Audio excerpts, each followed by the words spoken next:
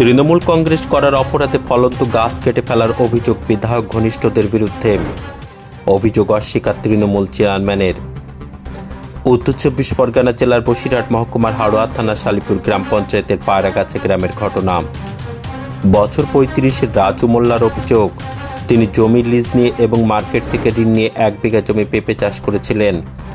শুধুমাত্র তৃণমূল কংগ্রেস করার অপরাধে রাতের অন্ধকারে তার ফলন্ত পেঁপে গাছ কেটে ফেলার অভিযোগ বিধায়ক ঘনিষ্ঠদের বিরুদ্ধে। ইতিমধ্যে বিষয়টি হাড়োয়া থানার নজরে আনা হয়েছে। পাশাপাশি ঘটনাটি খতিয়ে দেখছে হাড়োয়া থানার পুলিশ। ইতিমধ্যে ঘটনাস্থল পরিদর্শন করেছেন হাড়োয়া থানার পুলিশ প্রশাসন। এ বিষয়ে বিধায়কের কোনো প্রতিক্রিয়া পাওয়া যায়নি।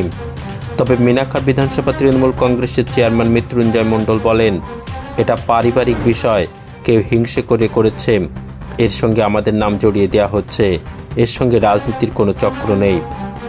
এমএস নিউজ বাংলা চ্যানেলের পরবর্তী খবর সবার আগে পেতে ইউটিউবে চ্যানেলটি সাবস্ক্রাইব করুন, ফেসবুক পেজ ফলো করুন, ফলো বাটন ক্লিক করুন, সেই সঙ্গে খবরটি ফেসবুকে প্রচুর পরিমাণে শেয়ার করুন। আপনার কি অভিযোগ?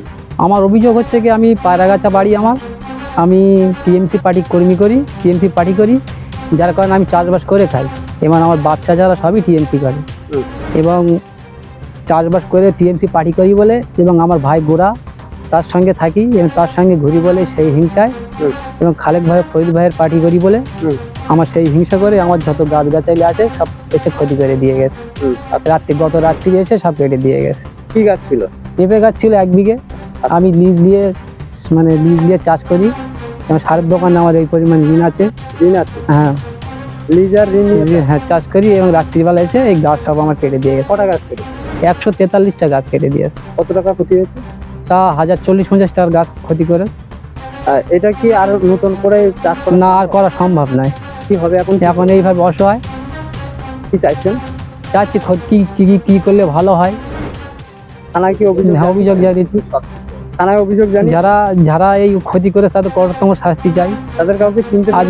আজকে আমার এই চাষি, আমি কষ্ট করে চাষ করি, আজকে আমার ক্ষতি করবে, কাল গিয়ে আর একজনের ক্ষতি করবে। যারা চাষটা করে তাদের কঠোরতম শাস্তি চাই। যারা ক্ষতি করেছে কি বলবো, এটা তো খুব দুঃখজনক ব্যাপার।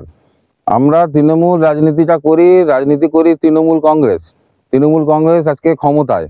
মমতা ব্যানার্জি, অভিষেক ব্যানার্জির আদর্শ গ্রহণ করে সেই আদর্শে আমরা পথ চলি।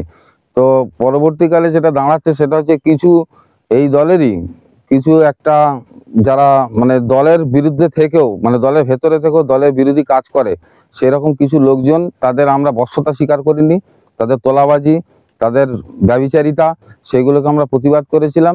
করে আমরা আব্দুল খালেক মোল্লা এবং ফরিদ জমাদার, আমাদের ব্লক সভাপতি ফরিদ জমাদার এবং যুব সভাপতি আব্দুল খালেক মোল্লার নেতৃত্বে আমরা দলটা করি। সেই জন্যে আজকে আমার সাথে আমার সঙ্গী সাথী, আমার ভাই, আমার ভাই হয়, যার আজকে ক্ষতি করেছে সে আমার ভাই হয়, একদম নিজের ভাই হয়। রাজু মোল্লা আমার নিজের ভাই হয়।